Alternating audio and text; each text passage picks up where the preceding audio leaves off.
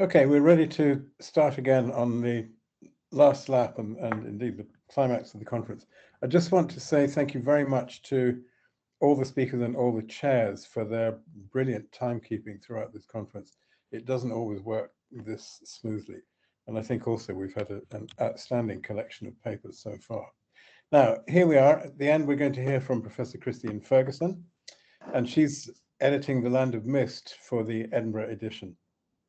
Christine is Professor of English Studies at the University of Stirling, where her research focuses on the entwined histories of the literary Gothic and the British occult revival in the late 19th and early 20th century.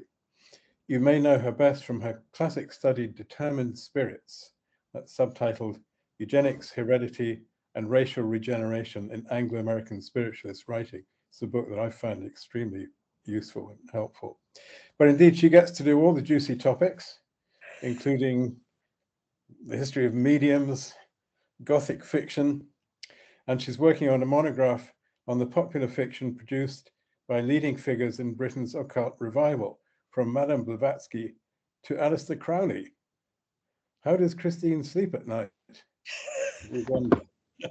Our keynote paper today is titled A Post-War Pilgrim's Progress, Arthur Conan Doyle, The Land of Mist, and Conversion Time. Thank you, Christine. Thanks so much, Douglas, for that lovely introduction. And thanks to all our speakers for excellent papers today. It's so stimulating to hear the range of topics and perspectives as we think about Doyle and narrative. And I really appreciate those of you who are still here. You're hanging in.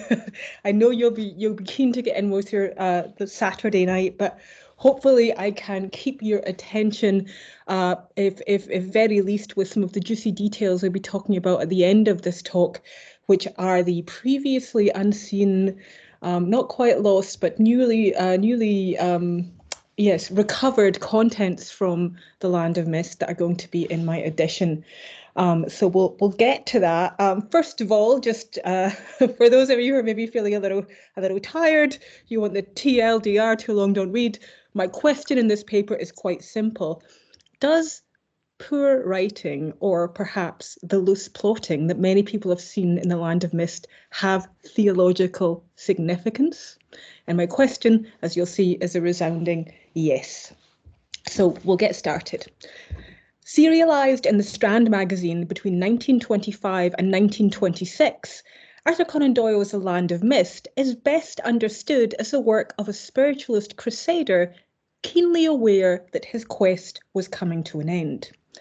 He'd written to editor Herbert Greenhouse Smith in October of 1924 to announce the work, describing, I'll do my PowerPoint, that's what I'll do. Yes, they are describing it as a big psychic novel which shall deal realistically with every phase of the question, pro and con, and which was being written at such a breakneck pace that he could, quote, hardly hold on to my pen, having produced 12 or 15,000 words in 3 days, which is really remarkable. I've never done that myself in that turnaround. In this novel, he would recruit the famous adventures of his popular Professor Challenger series, Edward Malone, Lord John Roxton, and of course the pugnacious Professor himself, on behalf of the new religious cause that was, by the mid-1920s, monopolising almost all of Doyle's writing time, and which had claimed him as its most famous global convert, that is, of course, modern spiritualism.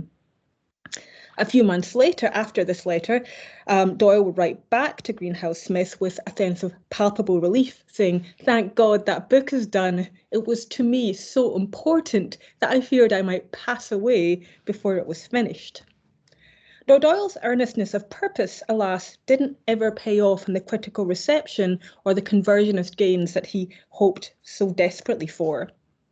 Although it was welcomed by spiritualists for its positive depiction of their movement, it was, when published in book form in March 1926, neither an artistic nor a commercial success, an outcome which reviewers of the time attributed either to its overly didactic and far from subtle propagandizing agenda, or, in the words of Doyle's bibliographers Richard Lancelyn Green and John Michael Gibson, its, quote, very loose structure. Now, this comment of theirs that it has a very loose structure is intended as a kind of throwaway remark. But really what I'm going to do in my talk today is to take that and amplify it and consider how this narrative looseness, the novel's itinerant form, links one in which the relationship between parts is by no means linear, causal, or even logical, is in fact central to Conan Doyle's spiritualist theology at the time of the novel's publication. No mere symptom of compositional haste or of a late life decline in the plotting ability that had made Doyle's earlier reputation, the disjointed structure of The Land of Mist can be read as a symptom of Doyle's deep ambivalence about the extent to which spiritual conversion might be experienced as or described through the structures of narrative progression. That is, can you narrativize spiritualist conversion? I think he's really ambiguous about that, ambivalent about this.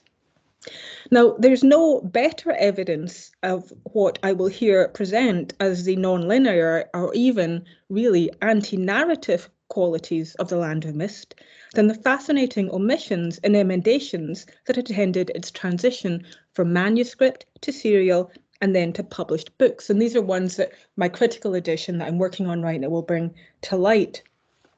And I'm going to talk more about those emendations and changes in the second half of the paper. But what I'm going to do in this first half is position the book, contextualize it within the subgenre that, to be honest, I've just made up, but I think it has legs, and that is the category of the post-war Pilgrim's Progress. So let me talk about what that is. If you were one of the readers who first encountered The Land of Mist in the pages of the Strand, you would have little reason to suspect that the narrative was in any way structurally unorthodox. Indeed, the opening advertisement for its first instalment builds it as a very traditional, well-established form of writing, namely a quest narrative, and in particular, a spiritual quest. We can see that through the novel's subtitle, The Quest of Edward Malone, right? And Doyle's manuscript too bears the impression of an intended ascensionist structure in the cancelled initial title of The Ladder. I think that's a very interesting choice. In these subtitles, the book aligned with a host of contemporary novels then engaged in actively repurposing the trope of the spiritual voyage to map out the social, ethical, political and psychological condition of post-war Britain. Now, due to the frequent, if by no means necessarily ubiquitous, direct allusions within such works to John Bunyan's seminal Protestant allegory, The Pilgrim's Progress, I refer to this body of work as post-war Pilgrim's Progresses, which is quite hard to say, especially if you've got a bit of a lisp like me, but I give myself these things to say. Anyway, you can read the title rather than hear me say that. So yes, this is a body of works that I'm putting in conversation with each other. And I include in its ranks works of experimental modernism and realism, like Dorothy Richardson's Pilgrimage Sequence and James Joyce's Ulysses, which, as you may know, has a Bunyan-esque parody in it, and to more explicitly fantastical or popular pieces of genre fiction, such as David Lindsay's A Voyage to Arcturus, and most importantly for my purposes here, John Buchan's novel, Mr. Standfast, the third in his a quintet of Richard Hannay's spy novels. Buchan's already come up a bit earlier in the conference today. I'm going to just spend a little time talking about the relationship between him and Doyle, and in particular, the relationship between him and Doyle that comes through the way they relate to Bunyan. So, Mr. Standfast, you can see it at on the slide here.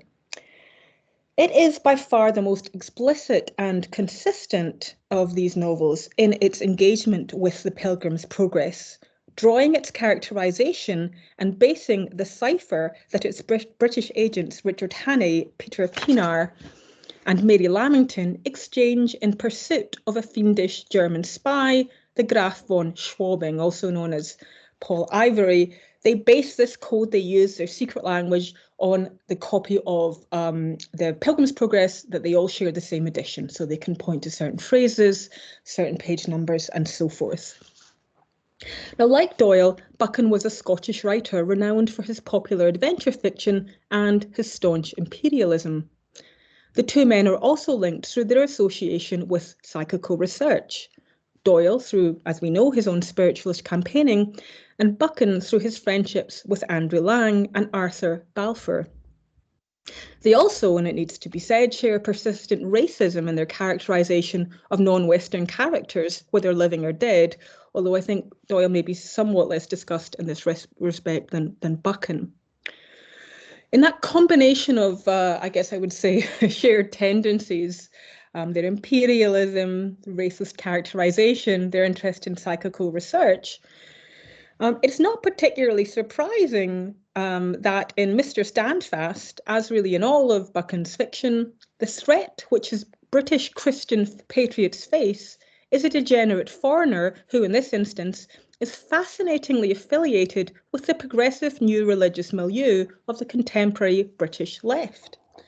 So very early on in the novel, Mr. Standfast, we have a chapter called The Village Named Morality, very clearly based on Bunyan, where Hannay is sent to investigate a garden city called Biggleswick in the Cotswold.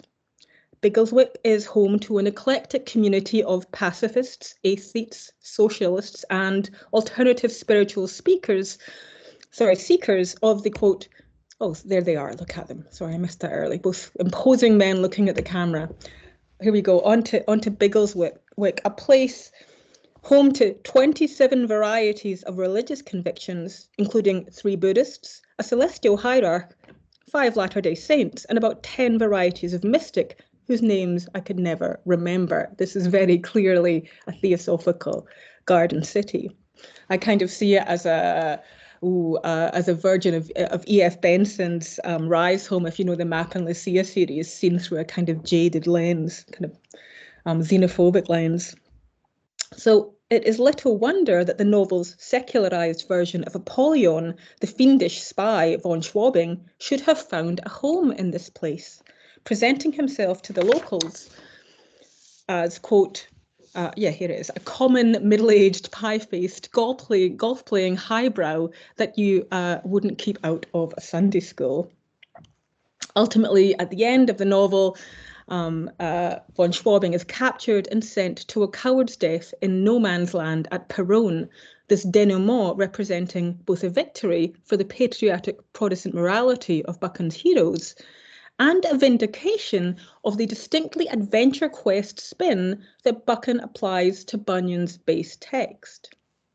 For, as Buchan explained in his similarly Bunyan-esque memoir, Pilgrim's Way from 1940, the appeal of the Pilgrim's Progress to him had been in what he saw as the clarity and simplicity of its storytelling, qualities that stood in refreshing opposition to the louche avant-garde experimentation championed by the louche citizens of Biggleswick, and mostly derided by Buchan himself, although he was strangely to me, a fan of Virginia Woolf, so I'm not sure I can quite get my head around that. But anyway, when Buchan thinks of Bunyan, he thinks linear narrative, he thinks quest narrative. When he described what he described as the spell of the Pilgrim's Progress, a book he claimed to have read so often in childhood that if the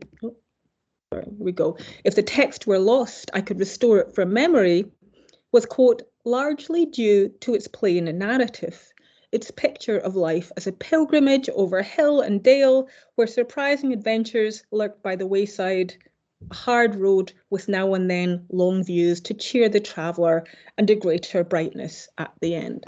That's a really fascinating characterization of Bunyan's text, and also that one that has, as I will now discuss, become increasingly contentious. Right? This is I think few people would read the Pilgrim's Progress in that way now, because of a particular critical influence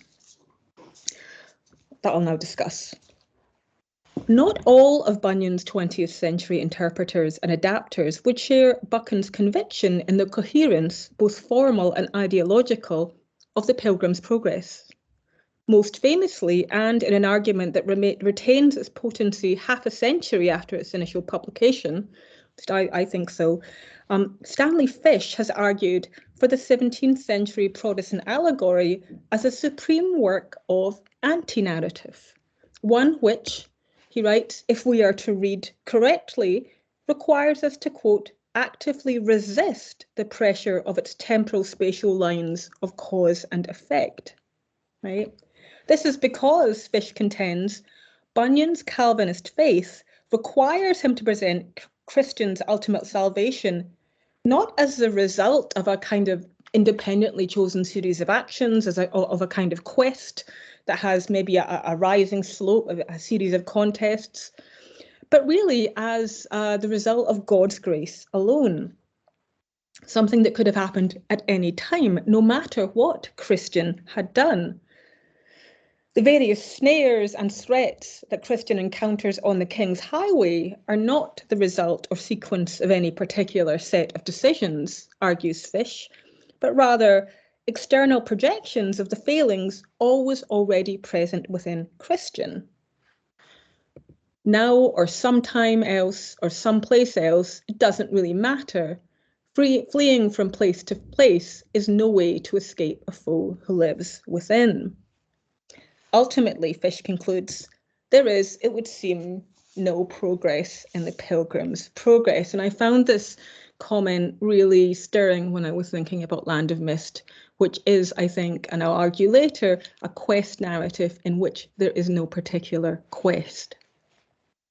Now, Fish's proto-post-structuralist reading has been given further theological precision in Michael Davis's work, Graceful Reading, which argues that we can only rescue Bunyan from his reputation as a cruel predestinarian miserabilist. Why do I give myself these words to say? I don't know.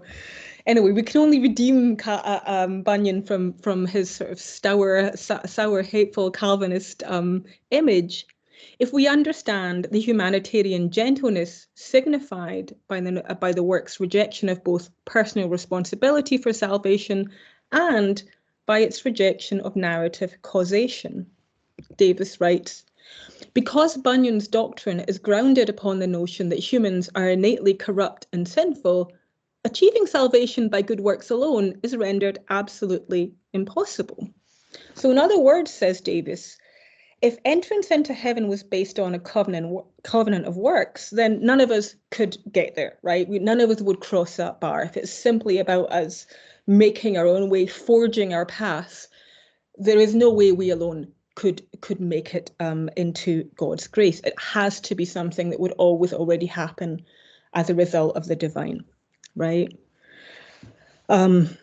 So for Davies then, the Pilgrim's Progress and other of Bunyan's writings suggest that it doesn't really matter what we do or in what particular order, to an extent that for Davies almost approaches but doesn't quite reach antinomianism, right? Antinomianism, the theological doctrine that, it doesn't matter what you do, whether you obey the law or not, your salvation is predetermined, right?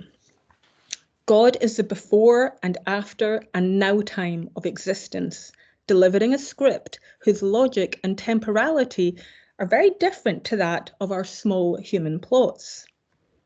As such, Davis writes, Bunyan's text must necessarily frustrate the very unfolding of its plot by having the narrative go back on itself continually. What looks like illogical, non-linear, or repetitive plotting, in other words, this is Davies talking about Bunyan, might actually be the result of a specific religious affordance. And this is exactly the idea that I'm going to explore further as I now move into a discussion of the Land of Mist's peculiarly loose structure and of the shifting relationships between parts and the whole within its publication history. Okay, let's talk about anti-narrative in The Land of Mist, or The Land of Mist is an anti-narrative work. So I've put it, as I said, I've put it in this category of the post-war Pilgrim's Progress. But in that category, it has to be said, it's far less explicitly elusive to Bunyan's text than, say, Mr. Standfast. Nonetheless, affinities between Bunyan's work and Doyle's work remain. At very least, it would have been almost impossible for any British writer of spiritual conversion fiction in this period to work without some awareness of this precedent. And Doyle had better reasons than many to be aware of this shadow, given that his father, Charles Altamont Doyle, had illustrated a popular edition of the work for James Hogg in 1860. You can see some of those illustrations here, not particularly original, and maybe not Charles's best work. They're very similar to the better known earlier illustrations. So his father had illustrated The Pilgrim's Progress, and we can find references to Bunyan's characters and locations in a range of Doyle's writing, including in Micah Clarke, Through the Magic Door, The History of Spiritualism, and the truly awful self-described doggerel poem A Lilt in the Road, published in the 1908 collection Songs of the Road. I'm not going to read that to you. It's pretty bad, but it's there if you want to if you want to look at it. So we can find these Bunyan-esque echoes through the Doyle canon, right? Now, The Land of Mist may never directly name The Pilgrim's Progress, but it shares with the latter a number of key concerns and tropes, including a deep suspicion and ultimate rejection of the law's authority as a guide to spiritual truth, played out in the unjust criminal prosecution of the medium Tom Linden. Secondly, a universalist conviction in the ultimate redemption of all souls that approaches the antinomianism which Davies thinks Bunyan has. I know you could argue that another version of Bunyan would say that Bunyan believes very much in damnation, but some, like Davies, would say actually he's really flirting with universalism, but never quite get there. And also a penultimate encounter with spiritual sleep that precedes and enables protagonist salvation. Now, in The Pilgrim's Progress, if you know that work, that happens when Christian and Hopeful are just about to get to the celestial city, but they have to first fight off the drowsy air of the so-called enchanted ground that threatens to throw them off their pilgrimage, right? So in that novel, sleep, so I'm using that term loosely, in that work, sleep is an impediment, whereas in Doyle's work, it is by giving into the inducement of trance that an unconscious Enid Challenger convinces her father of the reality of the spiritual world. So passivity, sleep, and rest have a different connotation and function in Doyle's version of the pilgrimage. Strongest of all the links between the two, I will argue, is basically what I've been describing as this kind of Fishian connection, right, that unites the two, evident in their common basis in an anti-narrative quest necessary to their theological underpinnings, in which can, I contend, help us to account for the novel's curious textual history. I'm going to talk about that history now, but before I go to talk about the quite remarkable textual exclusions, the things that were left out, I want to talk about the things that are left in, right? So the things that are shared, that are common to all three of the initial witnesses of The Land of Mist, that is the manuscript, the periodical serial in the Strand, and the first British edition. What would have been the same? What is the same in all three of those? These works aren't quite identical, but they are largely similar in content and organisation. The Land of Mist, as we've been talking about over the last couple of days, is the third instalment in Doyle's popular Challenger series, following upon The Lost World and The Poison Belt, and to be followed up, obviously, by The Disintegration Machine and When the World Screamed, right? It revives this trio of Challenger, Roxton, and Malone, but importantly introduces to their rank the absolutely new and unique character of Enid Challenger, who is intriguingly, oh, you can have a look at her. Here she is. She's in the Strand. Enid, who is intriguingly and from the perspective of continuity, disastrously absent from the rest of the series. Now, surely if Professor Challenger had had a daughter in the life world of the Poison Belt, she would have joined with him, his wife, and the other men to wait for the end of the world in his Rotherfield home, but she's nowhere there. Enid's failure to reappear in the subsequent two installments, The Disintegration Machine and When the World Screamed, may account for her almost complete occlusion within Challenger criticism and adaptation. I've never seen anyone talk about Enid. Maybe there are sources I've missed. There's no mention of her at all in the substantial Challenger character page on Wikipedia. She seems to just have faded out of view, which is perplexing given that she is the sine qua non of the Land of Mist's ultimate spiritual triumph. Through her, the great atheistic quarry of Challenger is finally caught for the spiritualist cause. And alongside her, the journalist wayfarer Edward Malone explores the seance rooms of London. Perhaps most importantly, and we'll say more about this later, the novel ends with her final words. She occupies a position of theological primacy in the novel, despite, or perhaps because, of her general silence and passivity in the face of supernatural manifestation. While the men around her constantly debate and discuss the nature of their belief, her mind, such that she has one, seems largely made up after her first visit to a spiritualist church in the novel's second chapter, where she is told by Liverpool clairvoyant Mrs. Debs, "Young lady, you are a medium yourself." So it's a remarkable thing to be told when you go to your first spiritualist meeting. And if Enid has a reaction to this, we are never told what it is. She remains silent in the face of this claim, even which is one that the novel's conclusion will affirm. It will evidence for us. And why is that silence important? Her muteness there, her unquestioning openness to the spiritual phenomena she is enlisted to witness, like a perfect, pure lens, fits the loose tableau vivant style of the narration and epitomizes the epiphanic form of convention it ultimately endorses.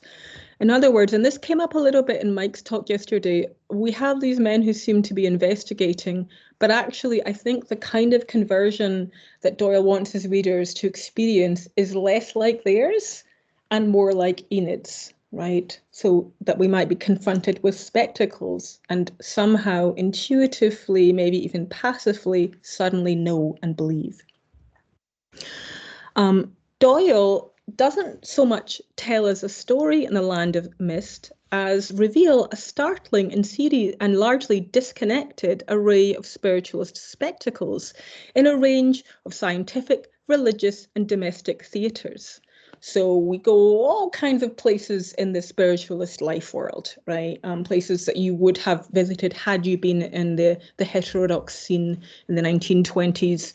A home seance above the Bolsover family grocery store, a ticketed test seance at the psychic college, a terrifying exorcism at a haunted house in Dorset, a religious rescue circle, a manifestation of a primitive hominoid spirit at Paris's Institut Métaphysique, the police entrapment of honest but naive medium Tom Linden, and the subsequent punishment of his wicked conman brother Silas, right? Some of the things we see spirit healing, we see a public debate on spiritualism. There really is a sense of, I think, as Doyle says, to try and cover all aspects of the topic, to give us a snapshot of everything here, but not really in any particular logical order. These incidents, these stages, these scenes I've been talking about precede the pivotal scene of Challenger's conversion, but importantly, they don't really catalyze or produce it in any way, at least not in any kind of accretive evidentiary way. In fact, Challenger is largely absent from the narrative until his sudden and dramatic acceptance of the spiritualist hypothesis in the novel's final serial installment. And I would say this isn't unusual because really what we get in The Land of Mist is a kind of bait and switch where we're offered that it's going to be about a story about sort of slow rationalist conversion. And actually what it is about is spontaneous epiphany, acceptance. No one in the novel comes to their ultimate belief through a series of extended experiential, a process of expended experience and evidential accumulation. Characters say that they have done this, but we never actually see it.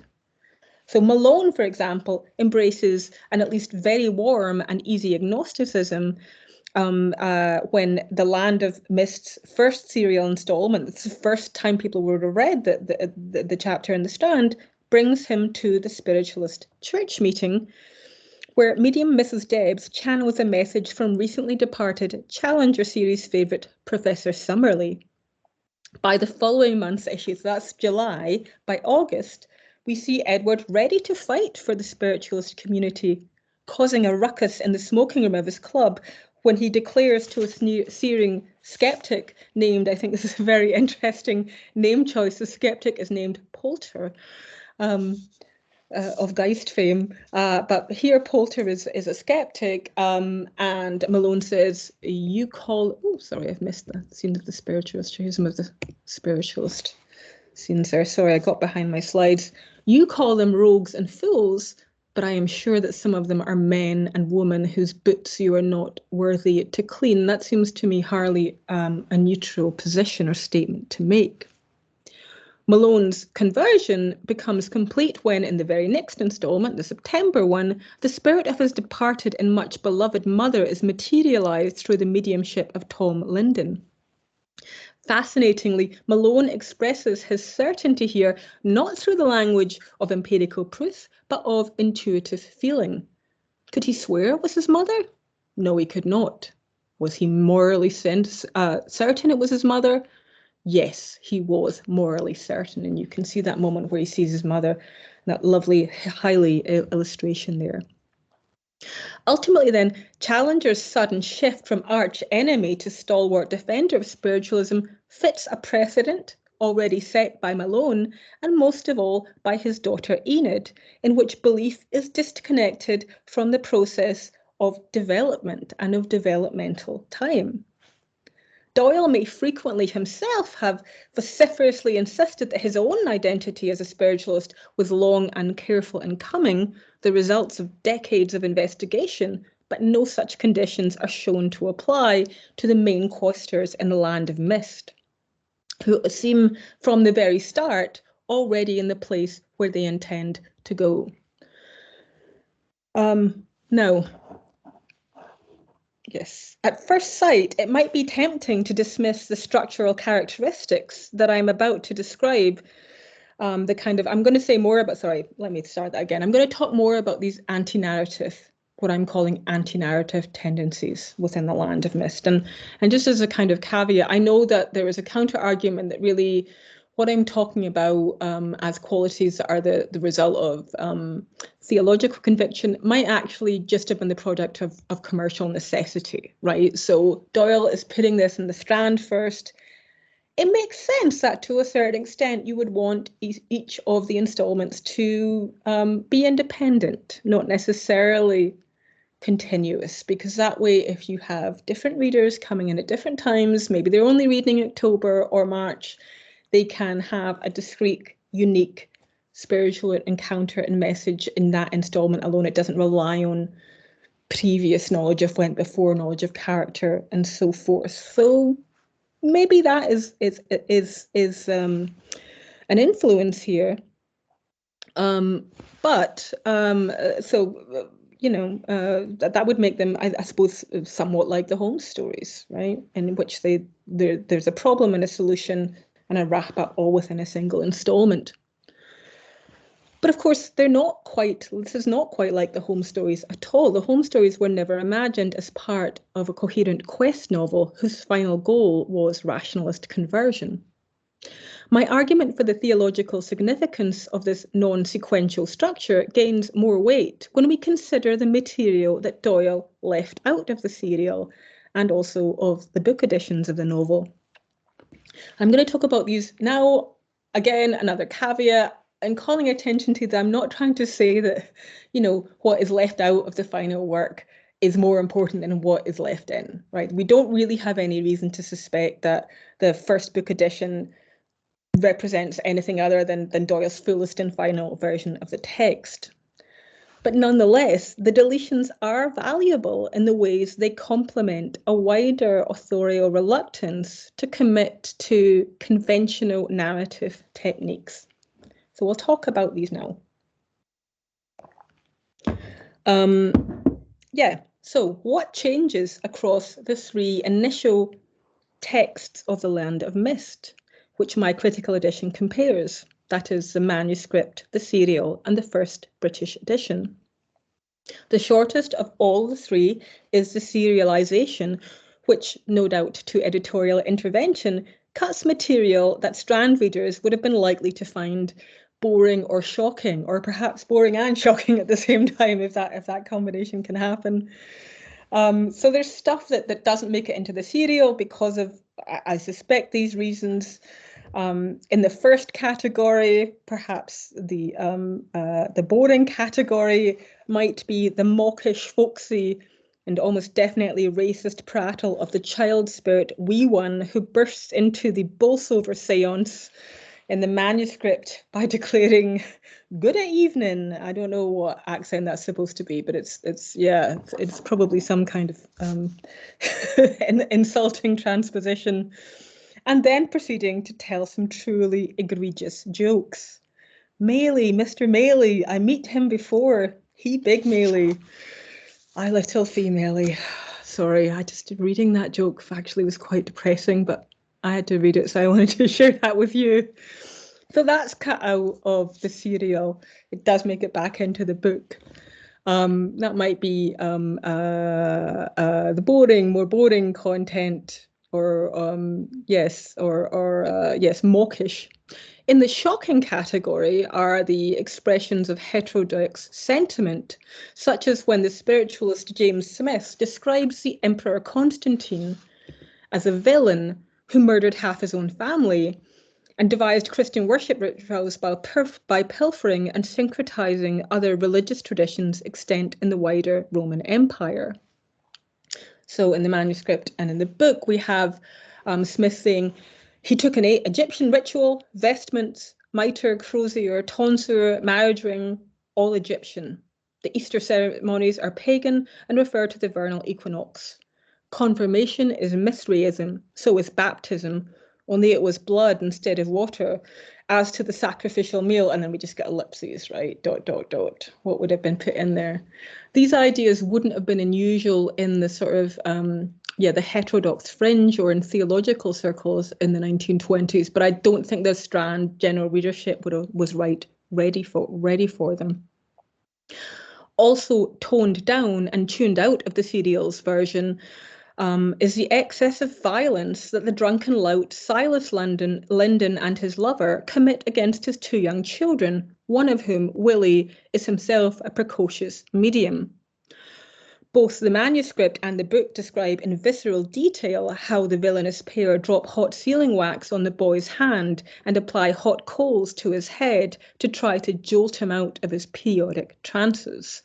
That's cut from the Strand version, perhaps because they risked ruffling readerly feathers, as no doubt did the entire chapter detailing the unjust persecution of Tom Linden by a corrupt, bribe-hungry cadre of Met officers. One that is far more sweeping and scathing in its anti-police sentiment than any of Doyle's Sherlockian satires on the bumbling Lestrade. Doyle becomes most hostile, most critical to policing and to the operations of the law, I would say, in his spiritualist writing, far more so than when he's writing about Holmes. Okay, so those are some of the things that don't make it into the serial. And as I said, they can in part be explained by the conflicting demands and opportunities offered between the serial and book form. But what about those manuscript deletions that never made it into any published version of the novel? And there are some really interesting ones. The most significant of these is the long-lost chapter, The Darker Side. This has just been bought by the British Library, by the way. It's going to be available there soon for those of you who want to read it. It's also going to be in my edition. And it's never been published anywhere before. We can guess it was planned to appear somewhere between chapter 11, where Silas Linden meets a grisly and well-deserved end by falling afoul of a cellar trapdoor, and chapter 12, where our English adventurers attend a scientific materialization seance in Paris. So it would have happened just around the midway part of the novel. That Doyle must have had some intention to publish it seems evident from the fact, I found this very interesting, that the first English book edition includes an appendix for the missing chapter, note on chapter 12, but not for the chapter itself. I wonder what any readers must have thought or made of that appendix when they first read it and realised that it wasn't referring to anything in the published text. You know, we could argue that Doyle had plans, and it could have been just a publishing error that was left out of the first edition. But if he'd really wanted it back in, there would have been time to put in any of the number of other editions that appeared during his lifetime, but it doesn't show up, right? He had opportunity to correct this omission, but did not. His failure to re-include it, to include it at all, I think hints at a certain squeamishness about the chapter's contents, one that is quite understandable in light of the exclusively positive spin on spiritualism that he'd been promoting so far. The darker side is, as its name suggests, far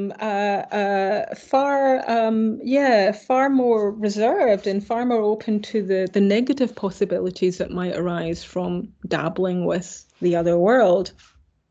It too is set in Paris and describes a meeting between the London cadre of psychical investigators, Malone, Roxton and Mailey, and a young French man named La Paix, whose life has been ruined by a seductive yet malevolent spirit entity named Sylvia. She has demanded that he pay increasingly large sums of money to publish his portrait in the Parisian press. This is a very strange thing for a spirit to tell you to do, but nonetheless, this is a story. So she's wanted him to publish his own portrait in the papers, and when he obeys her request to put such a picture in L'Intransigeant within 15 days, she ups her demands, insisting that this time she wants to see the picture in one of the much bigger morning daily papers. When he tries to pull out of this deal, she threatens him with death, and not the lovely progressive afterlife death of the spiritualist worldview, but rather an experience of alienation and harm. Sorry, there's a chapter there. Yeah. She says, if he doesn't do it, nous l'abandonnerons et la mort te frottera de son eye. And many apologies to any French people in the audience for my atrocious Francais there. Basically, she's saying, if you don't do it, I'm going to abandon you, and death will brush you with its wing. And this is a threat, right? Since then, La Paix has spent much of his days in a state of perpetual terror, dreading this potential retribution. He asks our English questers for their advice, allowing Algernon Mailey the opportunity to expound at length on the necessity of a morally anchored and explicitly Christian form of spiritualist practice. Learn the danger of playing with fire, he says to La Paix, and I think this is a really cheeky nod to the title of Doyle's earlier psychic story from 1900 about another seance gone wrong in Playing with Fire. It comes out in the Strand, some of you may know it. It happens when you get a bunch of seance sitters who don't take things seriously enough. And what happens? They don't bring back a spirit, they bring back a unicorn that wreaks havoc of the space, right? So don't play with fire, Maylie says. I tell you that unless you get the religious bearing of this thing, it is always a danger. God has sent a great thing into the world. He has sent it for a purpose. Some would like to use it for advancing their own worldly fortunes.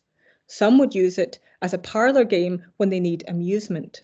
Some would trifle with it as you have been doing in order to add a fresh and piquant excitement to life.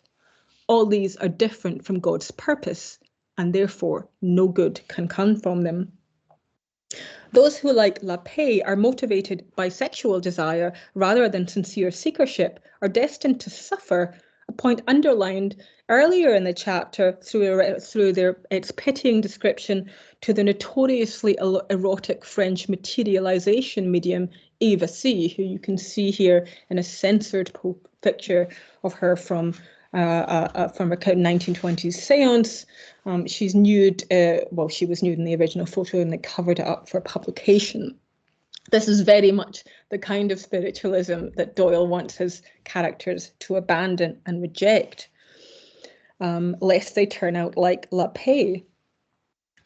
Eventually, Maylie says that if La Paix had not rejected Sylvia, if he had not broken with her, he would have been driven to bankruptcy and possibly to an asylum. So, okay, what is this chapter doing? This is very, very strange story of spirit blackmail, right? Spirit blackmail for press purposes. Well, obviously, at a base level, it seems to intended to promote the superior values of a healthy, sane and religious British spiritualism with the more grotesque, desultory and dangerous phenomena examined by continental psychical researchers, right? So there is a kind of, I don't know, a British spiritualist jingoism going on here. But in the same, I would say the chapter overreaches itself, both narratologically and theologically.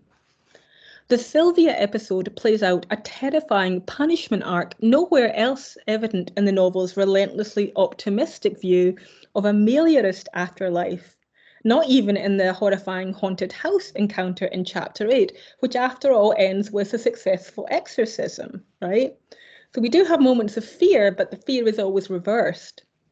No such redemption rather, is offered in The Darker Side, at whose conclusion Sylvia remains at large if untethered from her former victim.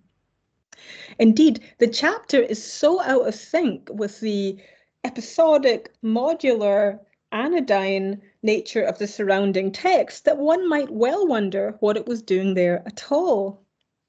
As if anticipating this exact question, Doyle had Lord Roxton step in at the end of the chapter to provide a rationale for the importance of these kind of stories to the spiritualist crusade. Seems to me, he says, that if you want to get at folk and make them really interested in this thing, you might do worse than tell such stories as friend La Paix has been given us. Then maybe they would work from that into something higher. What?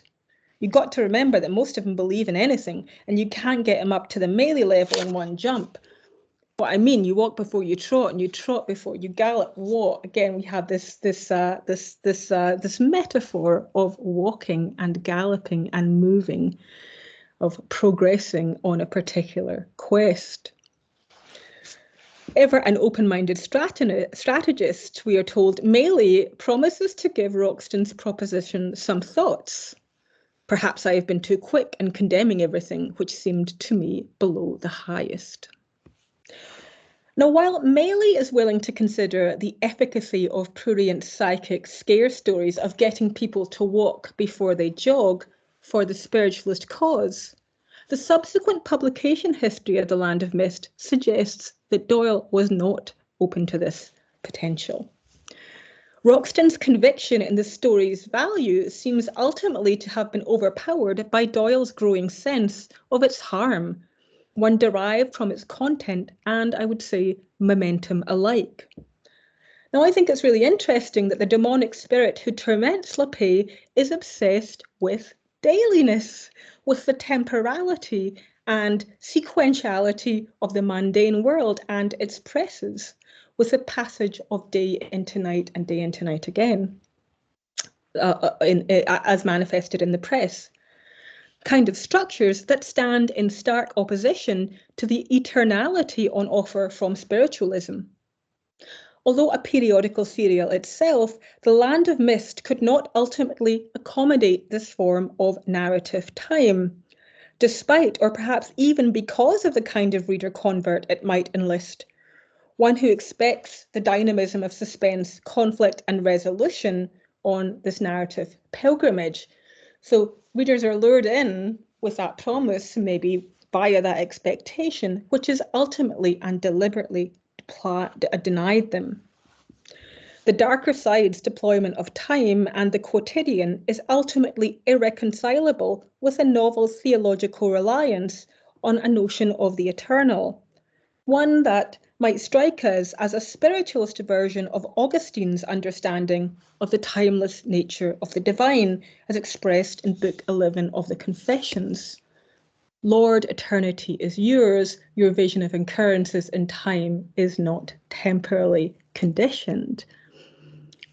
And I think that the sentiment actually helps us to maybe understand the movement or rejection of time or temporality in The Land of Mist.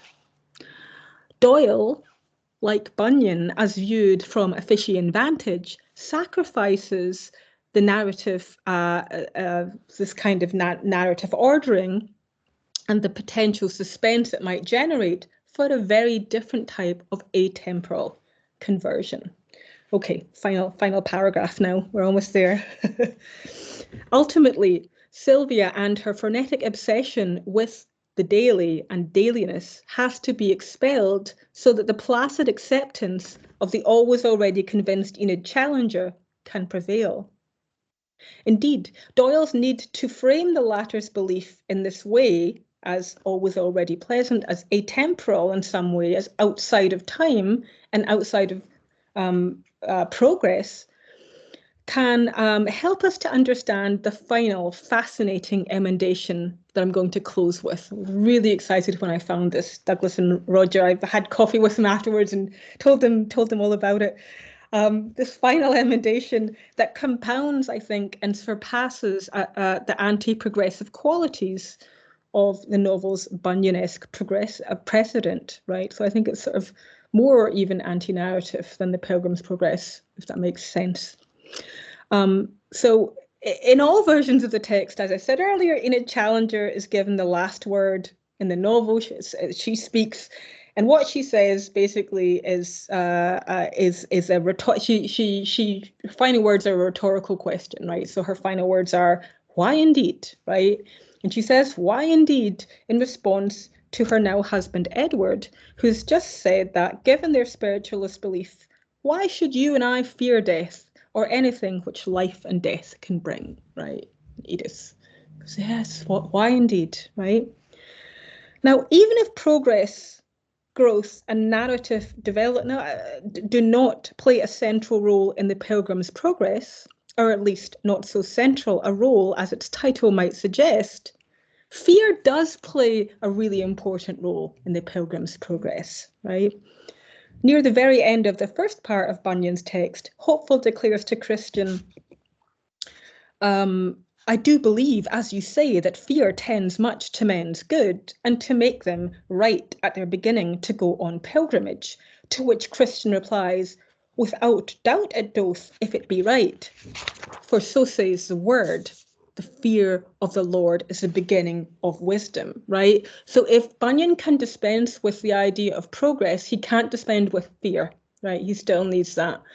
What we can see in The Land of Mist, however, is that Doyle can dispense with progress and with fear.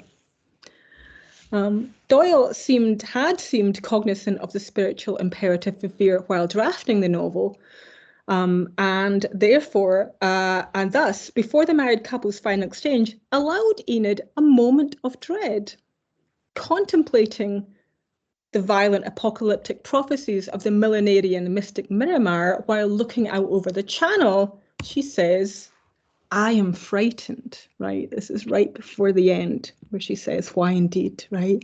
Now, as you can see here, this line was crossed out with a single stroke of Doyle's clear, firm hand. Enid's dread has to be erased or wiped out, I suggest, not simply because it has no place in the novel's confident Christian spiritualist worldview, but also because it evokes a sense of let me try this clearly, a scatological time of a before and after, a fall and redemption that no longer has any place in Doyle's now fully deconstructed pilgrimage narrative.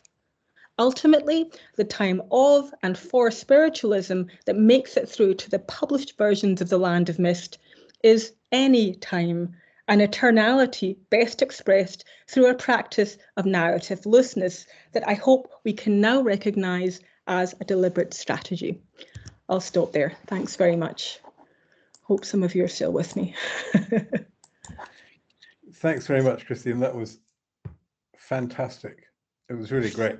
And we can't wait for you to finish your edition and get it into the bookstores as soon as possible. Before I go over to questions, just to add a footnote to one of the things sort of in confirmation of what you were saying.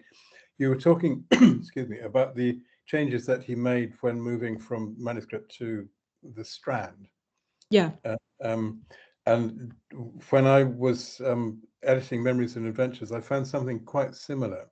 Yeah. That anything that seemed a little controversial, a little personal, a little scandalous, he took it out for the Strand, or somebody took it out for him. I think probably he took it out. And then he puts it back again for the book. Yeah.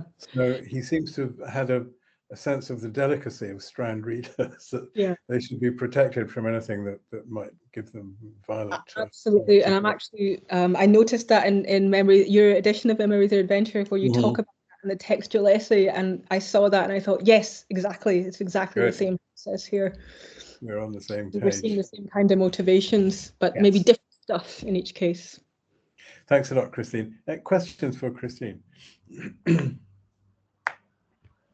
Hang on. No, there's a lot of praise. I don't see any questions. Anyone, if you have a question, would you raise your hand? Okay, well, I've got one. Here's one. I find myself persuaded, actually, by your argument about time and narrative, the Pilgrim's Progress at the back of it. However, I want to kind of exactly defend Conan Doyle, put a slightly different spin on it, because there are three stories in the book, aren't there? There's the Malone story, there's the Enid story, and there's the Challenger story. And Malone is this strange kind of negative capability person whose beliefs remain rather dim. Enid you describe as placid acceptance, but Challenger's story is quite different. It's a violent conversion, and it's almost as if there are at least two books here. The first book is, as you say, it's just we'll have a chapter on this. We'll have a chapter. It's like an encyclopedia, right? Yeah. We'll have a chapter on rescue circles. We'll have a chapter on conversion. We'll have a chapter on debate, and here they come like a pack of cards, and you could shuffle them. But my recollection is, I haven't read it for a while, that the last third or quarter of the book becomes the Challenger story. The story of Challenger's doubt, resistance, and conversion with the help of Enid. Is that right?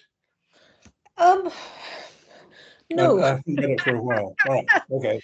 But I see what you're saying. I wondered about that. I expected any account of this I'd ever read had presented it as a Challenger story. Challenger features primarily in three final chapters. There's the spirit conversion, there's the debate, and then there's the seance with Enid. So in the first two, he's just outraged and appalled and convinced that he's being tricked.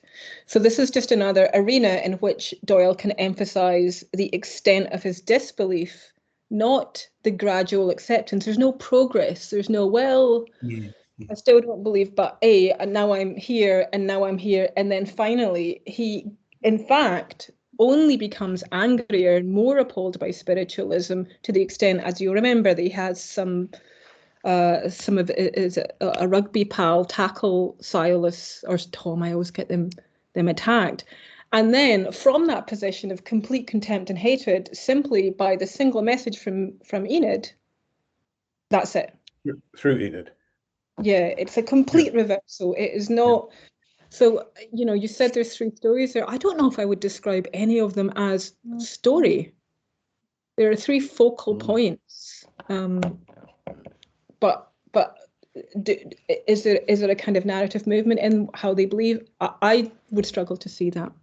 But I'll stop there. I know there might be some questions. I think Mark has a question. Mark, do you want to? Oh, thank you very much. That was absolutely fantastic. It was really, really interesting, and it's so lovely to hear Land of Mist talked about. It was really interesting to hear you talk particularly about this loose structure and the shifting relationship between the parts and the whole, because as soon as you described that, it reminded me of another theological novel by Conan Doyle, which is the Stark-Munro Letters, where you actually have a very different serialized form, which is largely non-theological, where he then turns it into a novel where he imports a ton of theological context, theological and philosophical thinking. And it's the nearest he gets to actually having a theological novel before Land of Mist. And also suffers from an itinerant, not suffers from, in light of what you've said, I'm not going to say suffers from, but it also has an itinerant structure. It also has a very strange sort of radical apotheosis at the end, in which case, in that Stark-Munro and his wife die in the penultimate paragraph. Although if you read that, it's very much about, there are 2 novels going on in Stark-Munro. There's one which is in the initial serialized form, which is about a young doctor making his way in the world. And there's this import of a second theological novel, which is about it deals with all manner of things about theosophy, but essentially coming to terms with satisfaction in life. And the death at the end of Stark-Munro Letters, I think, initially feels very shocking, but it feels like it's the culmination of Stark-Munro's life when you read it again. So I just think there might be some interesting parallels in Stark-Munro, since it's doing similar kind of things narratively to what you've described in Land of Mist, which is a whole new way of looking at it. Completely. I think that's a great suggestion. I was wondering about Stark-Munro just after listening to James describe it yesterday as a kind of spiritualist novel avant la lettre, right? And maybe what you're suggesting is that connection comes not just through the content, but through the form as well. Yes. So there is, I think, I'm going to have to look into that. And I'm also interested in thinking about sort of the actual voyage, the actual narrative voyages that he's writing in the 20s, like that Mike was talking about yesterday, those travel works. So how are they working on a structural and narrative level are the same? Is there a similarity here in that they're about going places but not really going anywhere? I'm not sure. But yeah, Stark-Munro definitely, I think, is going to be important here. So thanks for that. Thanks. Christine, there's a question from Simon James in the chat. I don't know if you can see it. Should I read it out?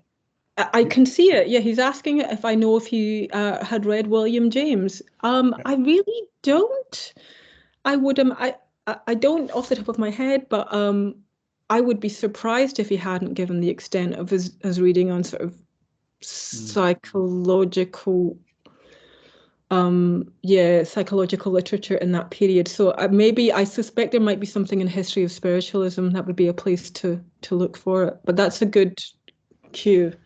Did you want to? Sorry, I just I just happen to know this, having edited Wells's Kipps, where there's where Wells's narrator says that Kipps undergoes something very like a conversion, and another editor in that series said, you know, look at William James to understand what's meant by conversion there. And I think James sometimes sails a little bit under the radar. Actually, I think lots of people are reading him, and we often forget that that's the case. Yeah, I think it's, yeah, you're right. I do need to look at that. I think maybe, you know, Doyle doesn't like a lot of psychologists in the 1920s, like a lot of spiritualists, because for him, they're explaining away actual spiritual phenomena, right? So he sees them as debunkers. But James might be different, so I do need to look at that again. That's great. Thank you. Any other questions for Christine?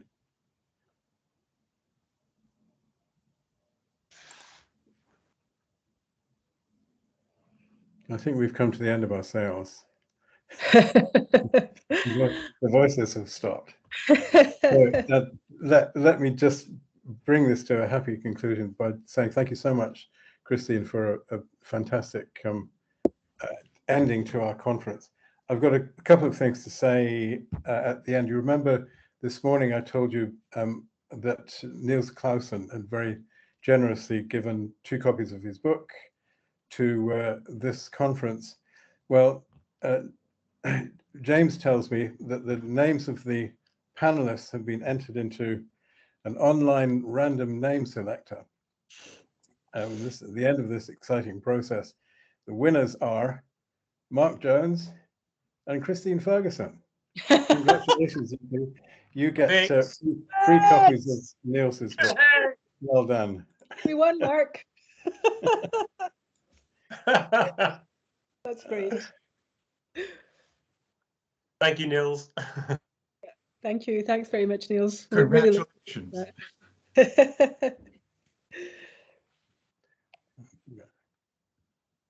So I'm trying to get onto my PowerPoint.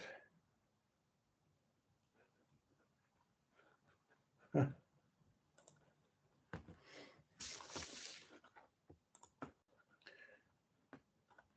I don't think I can do this. I'll cancel it. I wanted to offer you a season's greeting. I was going to offer it visually, but instead I will just read it out to you. This is an interesting Conan Doyle production that was sent to me only yesterday or the day before by Richard Pooley, who's the director of the Conan Doyle estate, which has been very kind to our edition.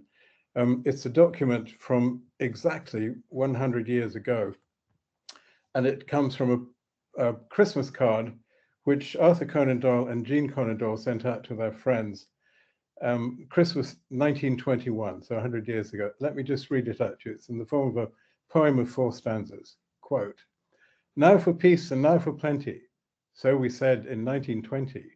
Alas, there followed fire and flood.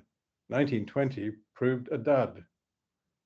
But we were not to be done. Stand by now for 21. Economic strife and bother. It was dudder than the other. Well, we raise our peckers still. 22 may fit the bill. When old Ireland troubles not, and the Trotskys cease to trot. We hope so, and we wear meanwhile our patent shock-absorbing smile. But whatever fate may do, we send our greetings out to you. And we also send our greetings out to everybody who's taken part in this conference. Let me thank you all for attending, especially the 2 keynote speakers, Robert Hampson and Christine Ferguson, and all the panel speakers. I think the conference has showcased the variety of work that's going on under the umbrella of Conan Doyle studies and the variety of places where it's going on, from Canada to Croatia to India. If you missed anything, or if you think you would enjoy a second helping of the proceedings, the audiovisual record of all our proceedings will very shortly be available on the website, and we'll send you a note when that comes up, tell you where to go for it. That's it. In 2022, we're planning to have a launch of the series in Conan Doyle's hometown of Edinburgh. So watch this space and come to that if you can. For the moment, thanks a lot. Goodbye. Safe journeys.